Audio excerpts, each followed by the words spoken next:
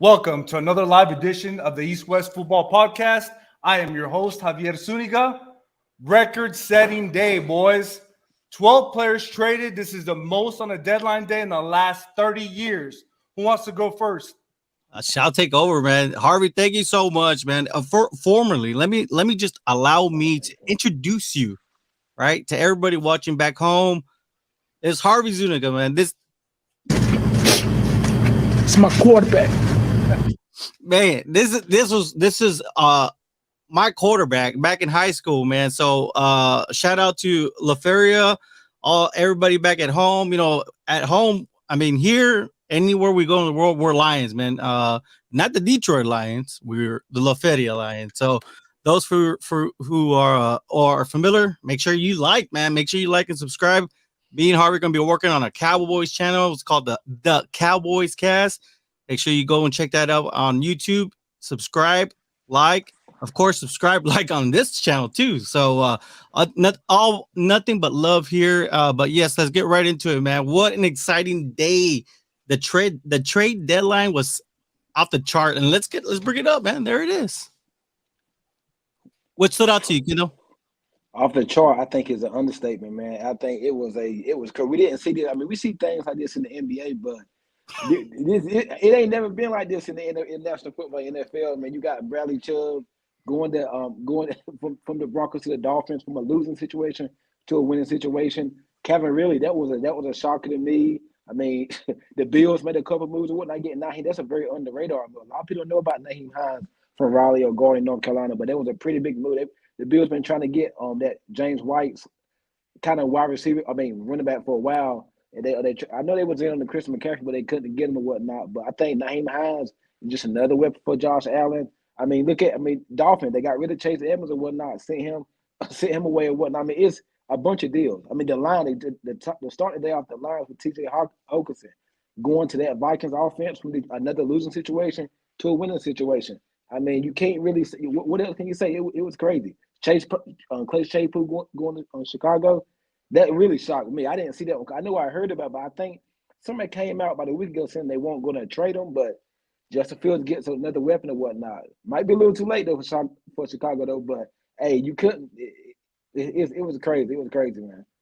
Yeah, man. I mean, if anything I took away is the Dolphins are all in, man. They're taking what the script that the Rams left a year ago when they won their Super Bowl, and it looks like the Dolphins, they're still relatively in the game, man. And we're going to talk about that, but I mean, we got to give a shout out to the Eagles, because they kind of started this whole domino effect.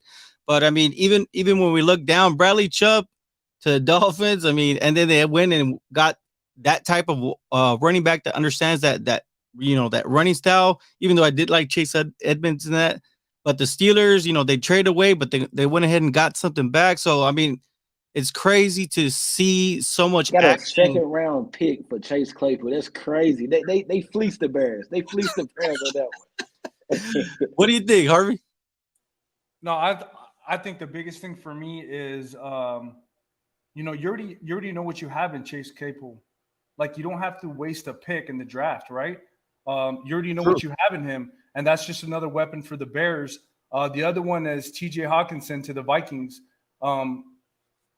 As you start going down the season, are they going to start doubling Jefferson? Then what do? Right? You got Thielen, right? But what's the best blanket for a quarterback? Tight end. Yeah. So, I mean, I think those are kind of the two big ones. And obviously, Bradley Chubb. I think Jerry said it before. They're all in, man. In order for them to compete, I think that's a big piece in their defense. As far as going forward, but I think those were the biggest ones for me. I think the Dolphins are definitely they're built to beat the Bills now. They didn't beat them one time this year. They're making moves for Buffalo. They don't care about the Patriots. They don't care about the Jets. They're making moves for the Buffalo Bills. And I think Dolphins they got the perfect deep. They're deep on that D line. They got speed on defense. They got your two lockdown corners and Jones and Xavier Howard, a pretty good secondary. They're looking up to Buffalo. They know Buffalo is the team they're going to have to get to. And they're all in, like you said, Marvin, they're all in on tour. They're all in for this year, whatnot. I mean, they still got two on that rookie deal, on that rookie contract. And I mean, just think about all the things they went to the past couple of years trying to get Brady, trying to get Deshaun Watson. We even had we've even heard rumors this year them trying to get maybe Lamar Jackson if Baltimore don't re-sign him. So I think Miami they're all in on Tua whatnot, and Bradley Chubb to the Dolphins, and he's still young too. That's crazy. It's crazy. Sure. Well, let's see how it ties into and then recap the week 8, right? So let's look that up real quick. So we got a couple of people commenting, right? So of course we got Ramiro Zuniga commenting. Hill was cut by the Cowboys. Man. Yeah. So Jerry, I think we had this discussion too as well. There was a lot of inactives, right? But why are they inactive?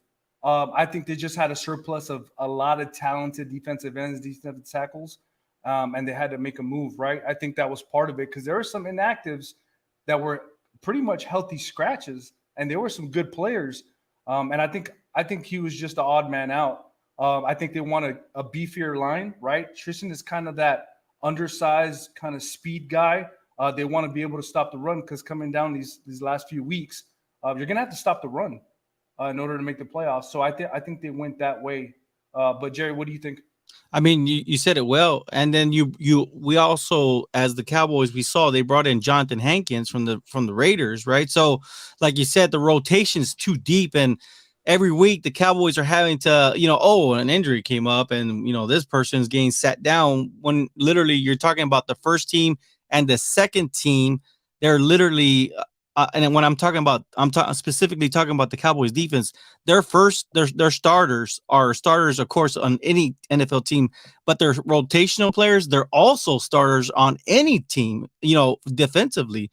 So it's just one of those things that it had to be done. It's a roster move. Harvey, you said it well. Come down, especially during the towards the end of the season, we're going to start seeing a lot of teams start to rely a lot on their running game. So you need to beef up that offensive line, keep your linebackers clean, especially when you have a force like Micah Parsons. So yeah, man, I mean, unfortunately we saw some good things from Tristan Hill, but unfortunately these are the moves that happen. And we got another question, right? That's a great question right there. Does the NFC go through Minnesota? Kendall. Ooh, great question. I know before the season, a lot of us was on the Vikings bandwagon. I'm still on. I picked them to win the division and whatnot. I think their only loss is a good loss to the Eagles. That's their only loss, and they won about 5 straight, I think. And nobody's talking about the Vikings. Nobody's talking about them. They are the best under the radar team out there. What nobody's talking about, and they just got T.J. Hawkins from Detroit, from the Detroit Lions. And like Harvey said, he's gonna be Irv Smith. He was a little bit injury prone there, had a lot of injuries coming from Alabama and whatnot. But like I said pre-show, don't forget about KJ Osborne. Now you got Thielen, the old vet, Jefferson, youngest, I don't know what, Dalvin Cook. That's gonna open up more lanes for Dalvin Cook. They got a younger and improving offensive line. Their defense is playing good. I like Pat Pete played a good game over the past weekend. They're got a very on the radar defense as well. They're young, they're talented, they're deep on that defensive line too.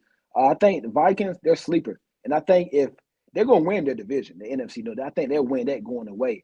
But I think with the Vikings, it's prime time. Can they when the expectations are on them?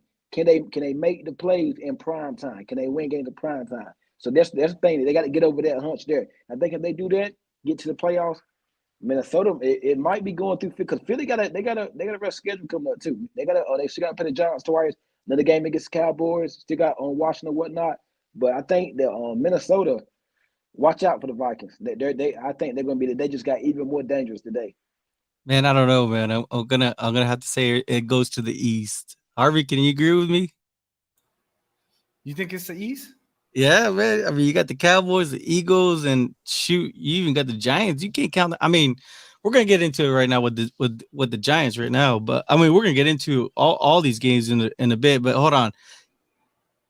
Ooh, great question. Can Kirk win the big game? Ooh, let's get into it, man. Harvey, That's what I just said. Can he win the question with the Vikings in prime time? Yeah. Well, we're just responding back to people who are interacting. So we'll see. Let's start off with the Niners and the Rams. So what do we think about that game, Jerry? It was a must win. It was a must win for both teams. I think at this point, I my early what I had said Sunday was, man, the 49ers have to come away with this win. And what happened? The Rams came away with this win. So it's one of those things that these two teams they seem to always be either finding a way to push each other out. It's still relatively really young season, but it was a great game nonetheless. I think as the 49ers kind of they work through their latest additions. They got Christian McCaffrey, who we saw. I mean, what did he do? He passed, he rushed. The Niners were very impressive in the win. I mean, the Rams didn't. Yeah, they were very impressive in that win or whatnot with McCaffrey. I mean, we didn't see much from the first week, but this week he really made up for it. It was a great win by the Niners. 49ers had the Rams number. It surprised me, and only in the regular season. So I want to caveat that I think it's 8 straight, if I'm not wrong. Okay. Well, regular season, yes. Yeah, regular season. Yeah, you're right. So they've owned them, right? But honestly, with these guys, I think it's just going to go down to the very end between them, just because that's just the way it goes in the West, right? It comes down to the very end of who's going to be the division winner. But with that, we also got the Lions and the Dolphins. I mean, did we expect the Lions to win, or did we just know the Dolphins were going to win already? Or what do you think, Jerry? Man, it's hard, man, because like you said, the Lions still have relatively the number one ranked offense in the league, right? The thing is that they just cannot close out the games, and some of these stats are kind of a little bit saturated. I know, Kendall, you've said it before previously on the Detroit Avenues page, right? That a lot of their scoring comes from winning from behind, right? So, in this case, the Dolphins, they have too many weapons on offense. When I say that, I say Jalen Waddle and I say Tyreek Hill.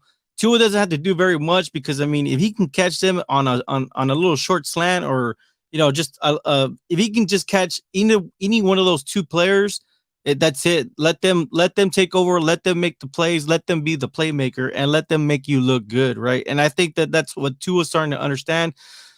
Yeah, his deep ball doesn't really look like the prettiest, but man, when you have Tyreek Hill who can play like he's Calvin Johnson, I would just keep on feeding him the ball. Yeah, I also think from that step that Lions, like I said, they get a lot of garbage time points and whatnot. That offense still legit. They got shut up by the Patriots a few weeks ago. They got some guys on their offense. They did lose Hawkinson there. St. Brown, he's been in and out of lineup. But I watched some of that game. They was up on the Dolphins by a couple of touchdowns, and the Dolphins came back and the Lions got back to being the Lions, but or whatnot. But I feel like there was a great win by Tua showed me a lot this year. And like I said, the Dolphins are all in on them, and that was great for them to come back and beat Detroit. I don't care who you play; it's tough to win this league. And to come back on the road in Detroit, down by a couple possessions, that was great by Tua. Big game by Jalen Waddle and big game by Tyreek too. So I'm probably going to get a lot of comments on this one, right? But the London game, right?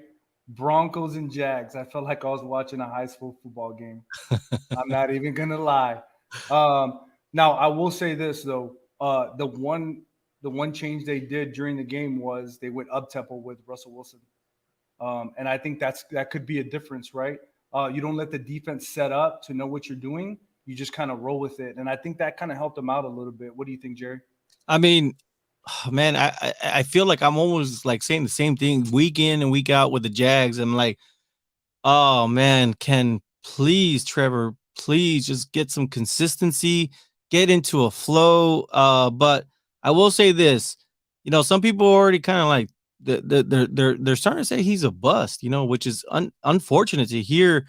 But when you look at the Broncos, you would think, with the Broncos struggles, the Jags put up actually a relatively good fight. And I like what I see in Trevor's future. Overall, I think that this game it was kind of like, number one, any London game is kind of like a weird game. The way it never really plays out like the way you would see on a Sunday night, on a Sunday, throughout the game, whether it be early day, later in the day, or the actual night game. So overall, the big storyline from this one was if the Broncos didn't win, Nathaniel Hackett was out, but Broncos did enough, and they were able to put together the right plays to win. So in this, you're still talking about two players that are at the bottom of their division. So both these teams, I think, are at least a year out. Yeah. Hold on, we got somebody chiming in, and I'll let you stick over that right there. Kendall will really help or hurt Norton. I think he won't hurt him. I think he can't do that, but help him because on that offense, they got a little bit with Christian Kirk. They still got Marvin Jones and Evan Ingram from formerly of the Giants and whatnot. But Calvin Ridley, he's only going to open up more things for Travis Etienne. They did trade James Robinson to the Jets over the last week or whatnot. But I think he's going to help him. But too bad we won't be able to see it until next year, whatnot. But I think the Jaguars will have the mighty have fallen because they was 2-0 to start the year, and a lot of people was on Jacksonville and whatnot. But they've struggled. I think since that Philadelphia game, they've kind of gone down here. They did beat the Colts, but they've owned the Colts for the most part. But they've gone downhill since then. And Dougie P and them, they got to get things back going there in Jacksonville. But like you said, those London games are always strange and weird. But I think that's a good win for Denver. Maybe it's a thing. Maybe might be a show of things to come. Maybe all they need was just one win to get things going. But I won't read too much into that win against Jacksonville. I don't know who they got this week, but I wouldn't read too much into it. It's too early for that for them. Might be too late for it. So now we got the Packers and the Bills, right? The one showdown that I honestly thought Green Bay might have had a chance. But man, it looks like Aaron Rodgers and that offense they're just not clicking, right? I think they have some good wide receivers, but I think they just gonna get used to Aaron Rodgers and the whole system. I think later on in the year they'll do a lot better, but as of right now, they're not looking too good. I'll tell you this: Bills Mafia is alive, man, and so are the Bills. This offense looks. If Josh Allen can't get that deep ball to Stephon Diggs and or Gabe Davis, right? Who Kendall told us about when he first came into the league, right? Kendall, you shout out to you, man. You're almost like you. Whenever you see that wide receiver, he tells us a heads up, like way in advance. But getting back onto subject, I think that with Josh Allen, he's a monster right now. So he's a real problem for every team that's in the NFL. And I think that we're actually talking about maybe potentially. I mean, I hate to get too ahead of myself, and I hate to fall into that bandwagon, but the Buffalo Bills actually look like a legit Super Bowl contender. I think the only thing between them and get to the Super Bowl is injuries. If they stay healthy, they should get there. They should roll through the AFC. I mean, it's clearly Buffalo than it's everybody else. Kansas City, yeah, but Buffalo really manhandled Kansas City the past couple of years. They can't do it when it matters, though. But I think it's Buffalo and everybody up. And don't sleep on the Dolphins, though. They only lost the one and only lost the Bills is from the Miami Dolphins, and they just got better. But I think it's clearly Buffalo and everybody else. They're just so deep in their talent. I mean, Isaiah McKenzie's your third receiver. I mean, they just got so much. Then you got Gabe Davis. I think from Stephon Diggs is an absolute dog. He don't get the credit he deserves. I think he doesn't get enough. I think he's the absolute best wide receiver, the best footwork. He's an animal on the outside. Then they just added Naheem Hines. Buffalo, they're doing some good thing. That defense is so deep and talented. So and they got some players coming. They just activated Tre'Davious White. He might play this coming Sunday when they go to New York, play the Jets. But Buffalo, they got they something else. But Green Bay. The only thing exciting about Green Bay is the catch from my guy Romeo Dobbs. I told Jerry about that this all season. But other than that, I mean, I actually thought Green Bay was gonna win. I thought they had a chance, man. But things didn't work out that way. And when Buffalo get on you, they don't stay on you. And Bills Mafia, as we know, it could be something serious down there. Don't let. Please do not allow Kendall to fool you. He is a Patriots fan, so he hates the Bills. Okay, just let's get that out of the way. Okay. So I think the shocker of the week for me, honestly, guys, was I cannot believe the Raiders got blanked by the Saints. That was a shocker for me, just because. And I know Devontae Adams was kind of sick, but that offense, David Carr, and then they got all those receivers and tight ends, and Josh McDaniels to get blanked by the Saints. I don't know. What do you think, K-Dub? Derek Carr. I mean Derek Carr, David Carr, whoever. Nobody would have helped them the other day. It didn't look good for the Raiders. Now I don't want to pile on the Raiders, but it wouldn't look good. Devontae Adams, what happened? I mean that's. No, I wasn't surprised about the. I mean, I was surprised of the shellacking that they didn't put up 0 point. But did y'all see the Devontae Adams stat line? Yeah, That was that. One yeah, catch. they said he might have had the flu. Yeah, I think I I did hear did see something. Yeah, I seen something about that. But but it was one catch negative. Was it negative 3 yards? yeah, I mean, that was bad, man. And we're hearing some stuff out about Josh McDaniels that he might not even make it to next year. Yeah. And I mean, it's rare that you see something like that after 1 year. Because I don't know what his contract is, but it does not look good. Because that team was ready to win now. They bought in Challenger, they bought in Aldridge. They're ready to win. It's not no 3-4 year project or nothing like that. They're ready to win now. And that was surprising. That was a disaster of a performance. It was ugly. And I can't even think of the word, no more words to put it.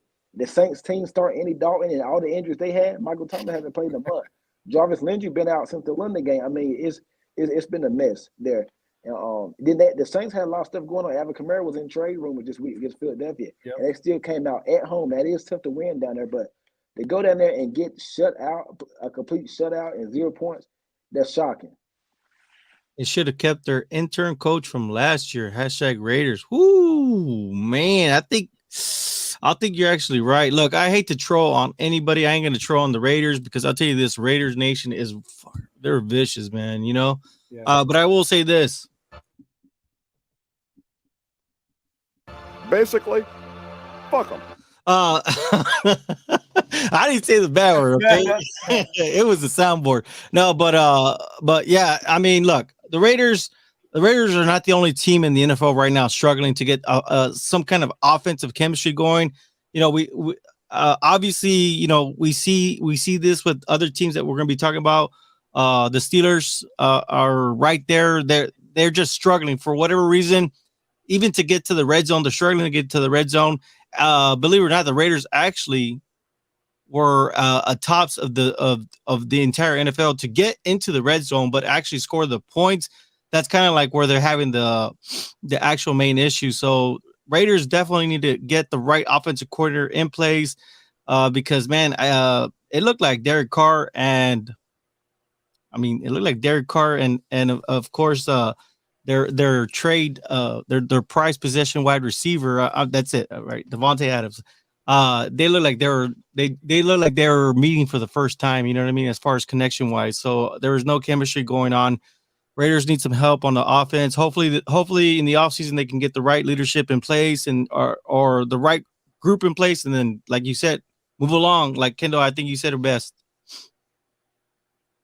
So to me, really, it's kind of not a shocker, but the Titans and Texans 17-10. I know it's a divisional game, but I mean, really 17-10. I would think the Titans probably would score more points, but to me it was a close game. What do you think, Jerry? Well, I mean, I think Malik Willis kind of made me look bad, man, because I was over here hyping him up, right, Kendall? I mean, you heard me when I was saying, what happens if he comes out and plays like Lamar Jackson? I mean, he didn't do none of that. You know what I mean? So it's kind of hard. I mean, a lot of skeptics are going to say, like, you know, okay, well, they didn't have Ryan Tannehill. Well, now it's kind of like, you know, the Super Coopers, right? Oh, we should play Cooper Rush, you know, like kind of like, you know, getting to that kind of like phobia. But I mean, he didn't do anything to wow you. Exactly. It was just Derrick Henry. He didn't do anything to wow you. And I was gonna say what we did see is Derrick Henry look back to shape. So if he's back to shape, holy, you know, crud, the Titans are in it. He's pretty much ran over the Texans the past few years. I think I've seen I don't know the exact numbers, but he's really kind of like the Jags have owned the coach. Derrick Henry has owned Houston the past few years.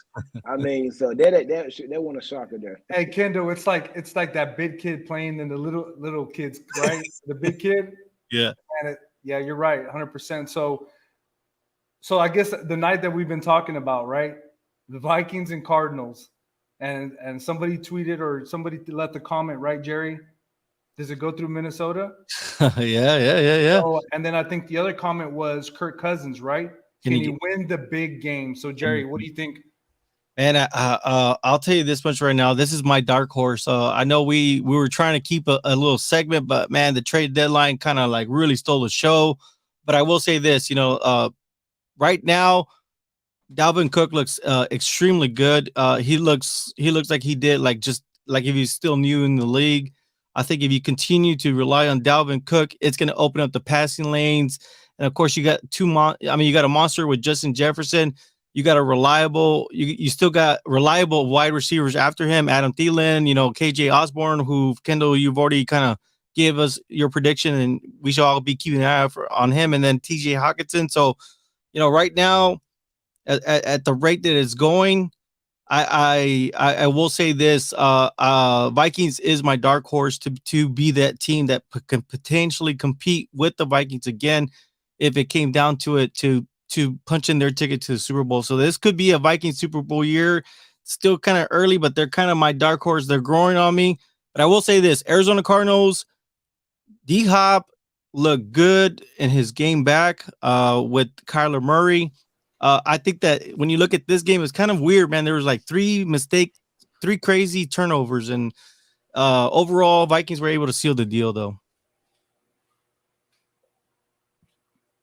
I think, and the Vikings were able to seal the deal. Justin Jefferson, he looked like the number 1 wide receiver he is, played pretty good. And like I said, they just got better with the Hockenson trade. They got some players come back from injury, whatnot, but Minnesota, and shout out to my man Zadarius Smith, just another under radar player. Reminds me a lot of Matthew Judon from the Patriots, but the Vikings, they're going to get better. And I think the NFC got a chance of going through the Vikings. So the controversy of week 8, right? What's that controversy? Moore taking off his helmet for the 15-yard penalty, right? And losing more than likely the game. They lost. So what do you think, Jerry, of all that scenario? And what did you see from, the Panthers and the Falcons as far as the game went on? I think this was a question on our Sunday kickoff show, right? It was a question on our Sunday kickoff show as far as cost them the game. Yeah, it did. Literally 1 point. I mean, that was the longest extra 1 point conversion I ever seen in the NFL since the rule change. But getting back on subject, I mean, we talked about this. Who was going to come away with the NFC South? I know Fidel and Kendall, right? You guys mentioned that there's no way Tom Brady would let anybody else go. I know Walter and myself, we said, give me the Falcons. Falcons look good, and thank God, right? Because they made me look like I picked the right team. But dang, what about them Panthers, man? They look like, maybe perhaps Steve Wilkes is getting them in the right direction, but it's still relatively a long season. We saw Raheem Morris do something similar with the Falcons, but then they kind of fizzled off. So let's see if Steve Wilkes can continue down this path and keep the Panthers in the right direction, and maybe they can eliminate those kind of mistakes, and that doesn't happen. They can string some wins because that division, the NFC South, is still relatively open. Yeah, we were just thinking a few weeks ago when they traded McCaffrey, there was going to be a fire sale. I thought some of us might thought the team was up for sale or whatnot, but we said that was crazy there for the Panthers and whatnot. But every team is still alive. The Saints, Panthers, Falcons, of course, Tampa's still alive. I just got a good feeling Tampa's going to come back, and they're about to get some guys healthy. Julio Jones, knock on wood, if he can stay healthy, and a couple other guys and whatnot. But I think Tampa's going to finish out, win that division. But yeah, the Falcons, they surprised me. We haven't even seen Desmond Ritter yet or whatnot. But Marcus Mariota, he's just keeping it going. I like that young defense that Dean Pease has built there in Atlanta.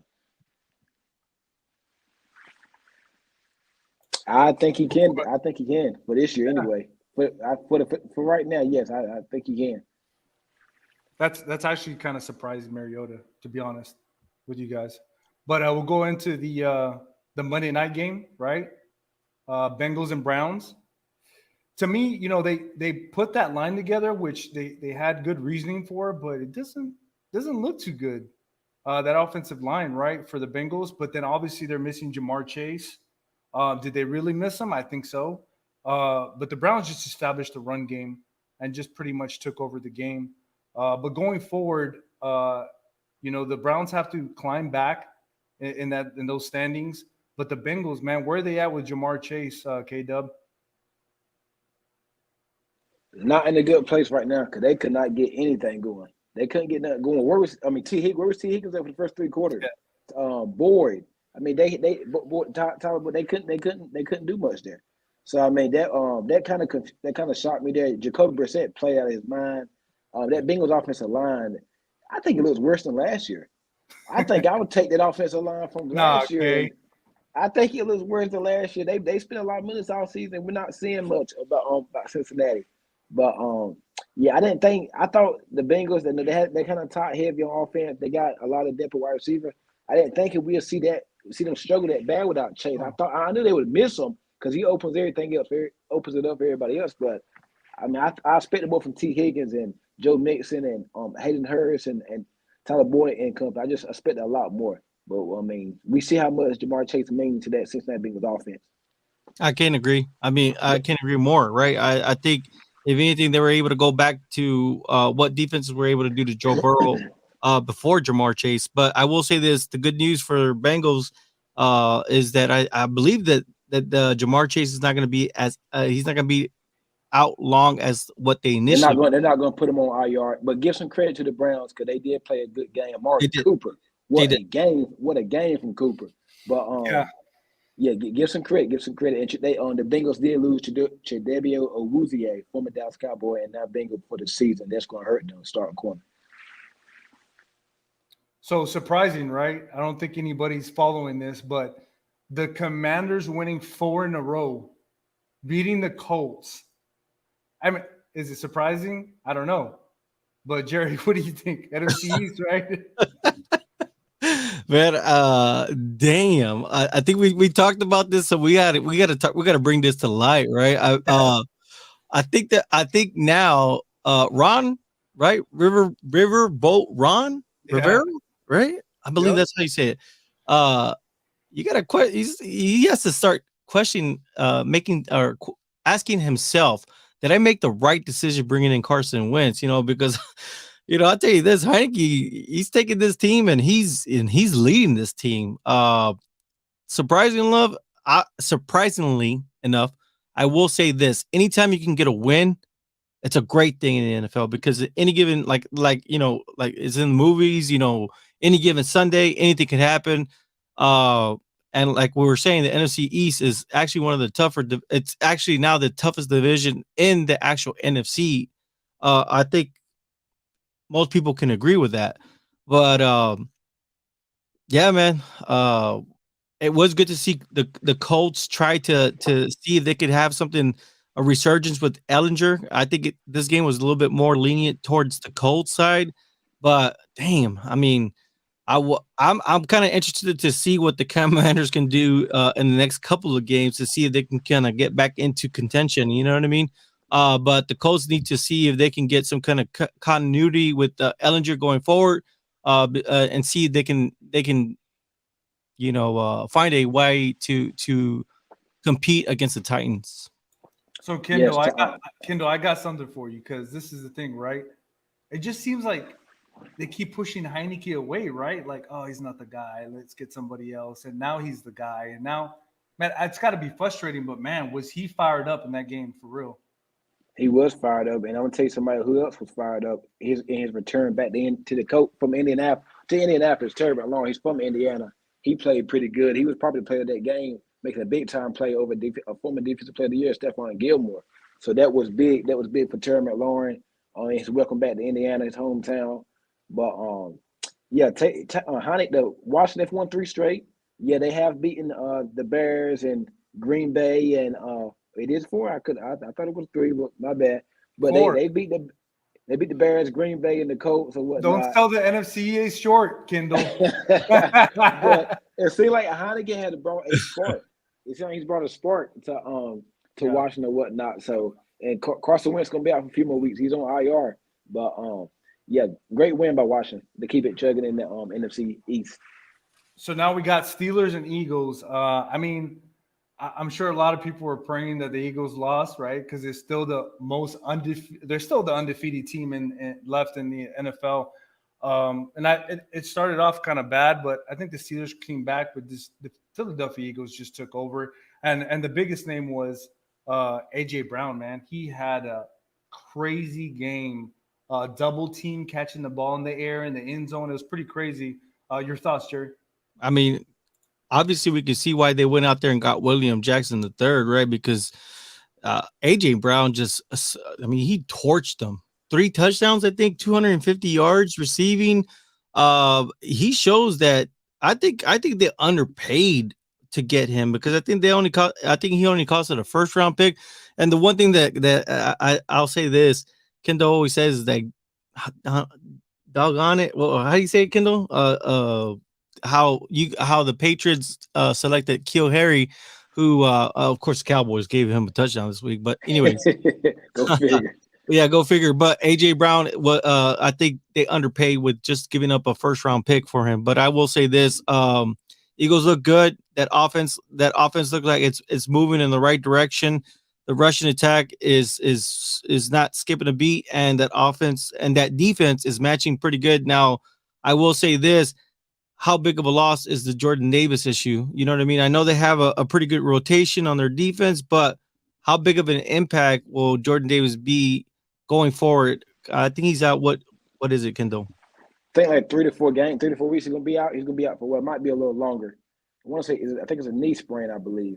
Yep. He's gonna be out for a while. But my outlook on this game is just AJ Brown. How much better him and Devontae Smith have made Jalen Hurts look. And we've seen it with these young quarterbacks. The Dolphins, they go out and get Tua, Waddle, and they get them Tyreek Hill and Cedric Wilson, formerly the Cowboys. Look what Buffalo did. Who was talking about Josh Allen until he got Stephon Diggs, Isaiah McKenzie, formerly retired, Emmanuel Sanders, and all that. Like these they're making in the year 3 of their contract. They're improving around these quarterbacks. They're spending money, and they're all in on to win right now. I think what the Philly is doing, they're clearly all in right now. We haven't look at the Robert Quinn trade.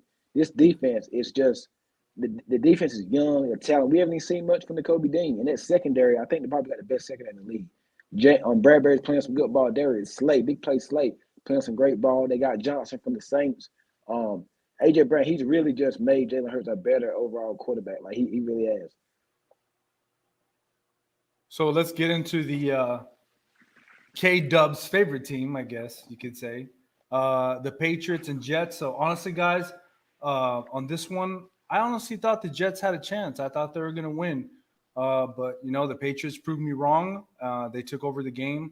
It was gone already. I think the Jets, like K-Dub said a couple of days ago, it was already out of reach, and it was kind of garbage time for the Jets. But your thoughts, K-Dub? I think the MVP of the game, I think, should be Zach Wilson. Throwing all those interceptions, I think it should be Zach Wilson. Because the Patriots didn't do it. I mean, we ran the ball well with Monte Stevenson. Matt Jones made the plays when he had more good than bad. But you take out, a couple of bad things from the Jets. The Jets are clear. I think the Jets are a more talented team than the Patriots. That's obvious there. But I think the Jets, they just, even when the Patriots are having a mediocre year, they're going to beat the Jets. There's some things never change and whatnot. But I think it was a great team win on the road for the Patriots. They're still in the thick of things, 4-4. The sky's not falling. I think that loss from last Wednesday night against the Bears might come back to hurt. And I wish they probably want that one back. They got a big game this week going up against Sam Elliott-led Colts in the Stephon Gilmore return game to New England. But I think the Patriots, they're just gonna keep grinding out. But I'm gonna give you a little bit off top. But I think the Patriots and the Titans will be 2 tough teams that nobody want to see if they get in the playoffs. I know Titans probably gonna make it there because of the division, but I think the Patriots can really, Patriots and Titans, they can really cause some problems because they're built basically about the same way. Hold on, we got a comment on here. It says, man, all these teams losing all their draft picks to try to beat the Chiefs while White Cheese laughs. It's true though, right? It is true. It is true because I will say this. I mean, the Chiefs their acquisition was actually relatively good. You know what I mean? They went out there and got Kadarius Toney, who we saw. I mean, he has speed for days, and the Chiefs, they just doing Chief things. They just for the last couple of 2 years, they've literally added, when they lose a weapon, they've added a weapon. When they lost that one Super Bowl, what did they do? They went and fixed the actual offensive line the right way, right? Whether it be through the draft and free agency and trading with the Ravens. And then this year, they didn't just let Patrick Mahomes out there out there to hang. But yeah, getting back on subject, Jets and Patriots. I'll tell you this: I was a little bit disappointed. I mean, you can never count out any Patriots team as long as Bill Belichick is there.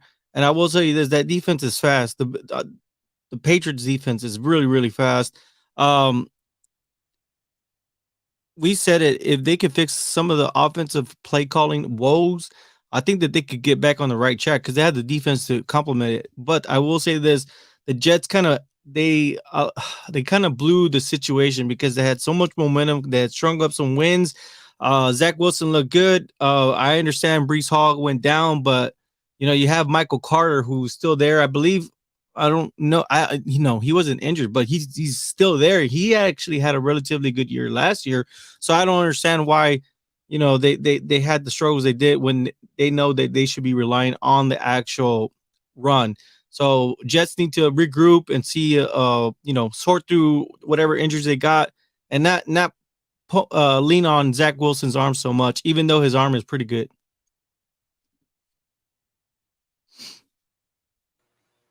All right, so last but not least, right, the Chicago Bears and the Dallas Cowboys. I think for me, the biggest surprise was the Bears. I think, it's surprising how talented. I've seen a couple of games with Justin Fields, but he actually surprised me. He played really good. I just think they need a better offensive line, so maybe better weapons. Obviously, it went after Chase Claypool. I think that's the beginning, and I agree with the trade. They know what they have in Chase Claypool. They don't have to waste that second rounder on another draft that they don't know what's going to happen with, right? They give them another weapon. But the Cowboys, man, just too much for the Chicago Bears. I mean, that defense was swarming. They still made some plays, but they had some inactives. Sam Williams didn't play. Malik Hooker didn't play. So they had Damian Clark play for the first time in a while. He looked good. I think you said, Jerry, he clocked in at almost 22 miles per hour.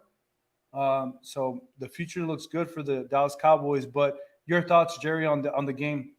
So we got Ramiro Zuniga chiming in and says, "Go Cowboys." How about them Cowboys? I'm not gonna lie to you, that never gets old, man. I don't care where you're at, and that's why if you're looking at me right now and you're not a Cowboys fan, then you're a Cowboys hater. And you know what?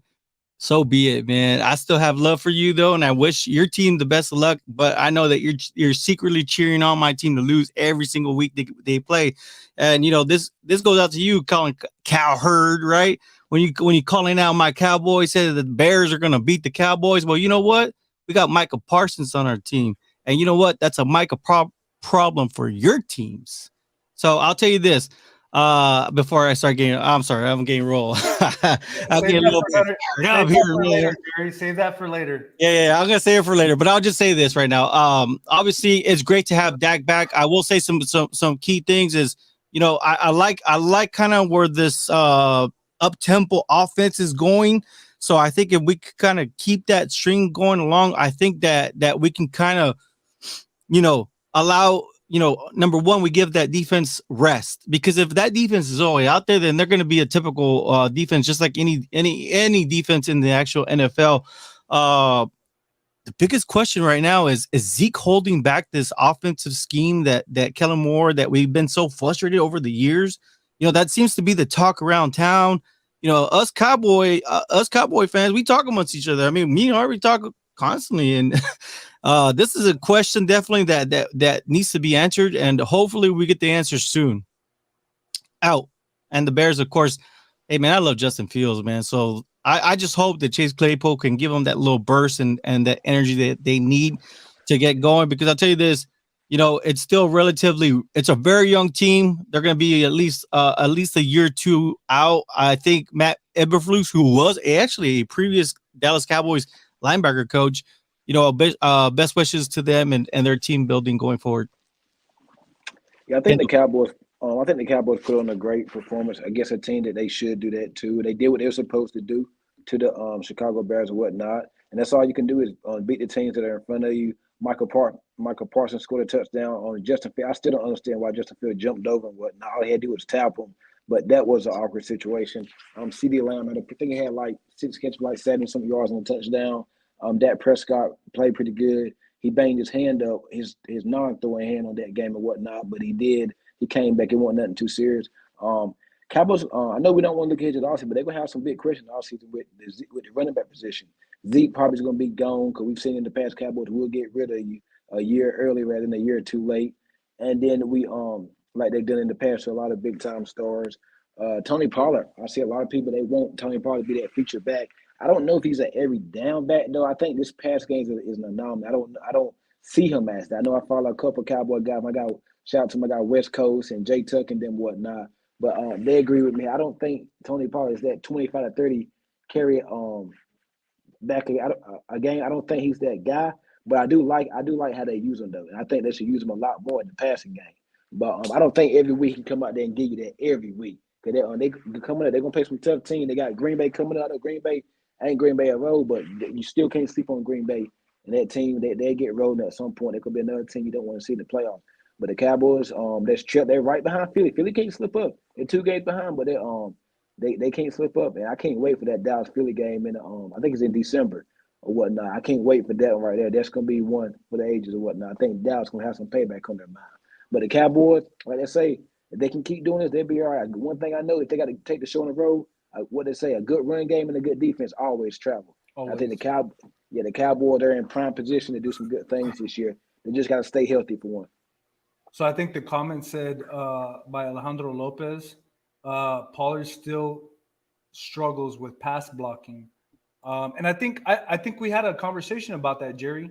Yes, we did. I think we should feature Pollard and then, maybe Zeke being the closer, running down that at the very end of the game and maybe pass. Because look, let's be honest. In the NFL, they know when you're going to pass. Let's just be honest with it. Putting Zeke back there to help block, I don't think it makes a difference. Like, they're going to know you're going to pass the ball. So helping out with the pass probably helps out with the Cowboys as far as that. But at the end of the day, boys, hey, let's talk about the final recap. What are your thoughts? I want to say it's a crazy week. I think we kind of expected some of these games, right? But Jerry, your recap on the whole week. Yeah. Overall, shout out real quick.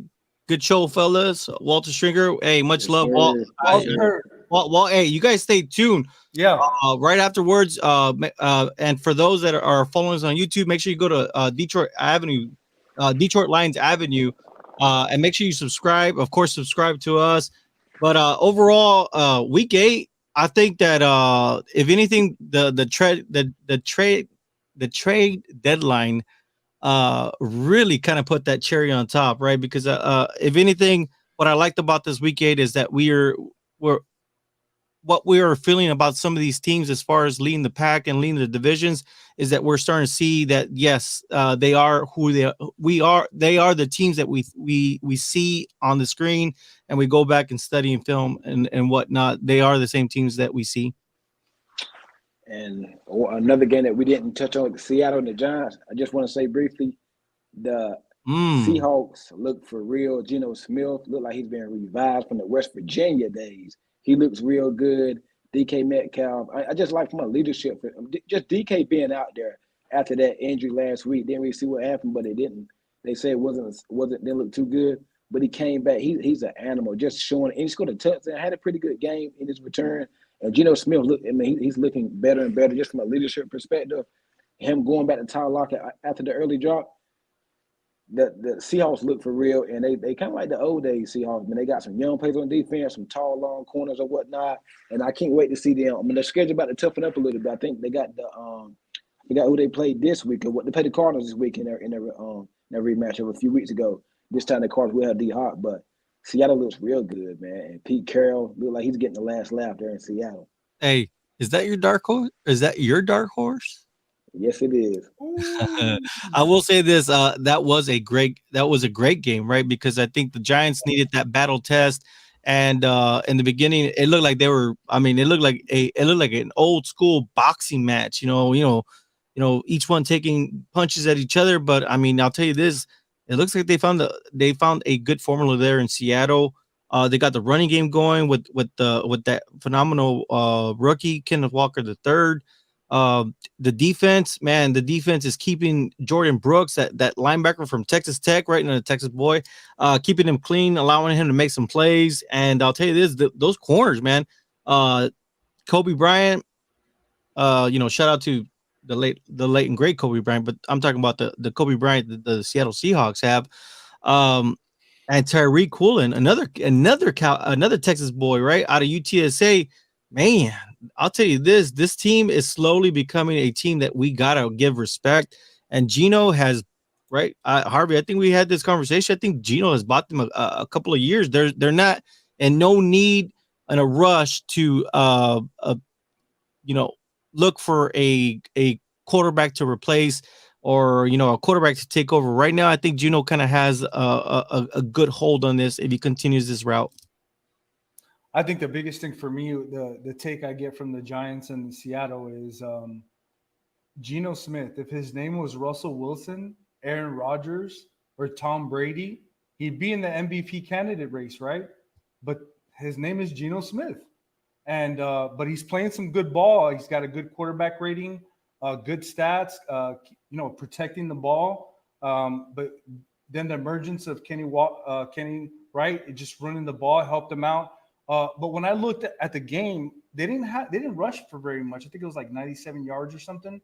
But then it was kind of like the battlefield, right, of the field position. But when you look at the Giants, they gave up 5 sacks.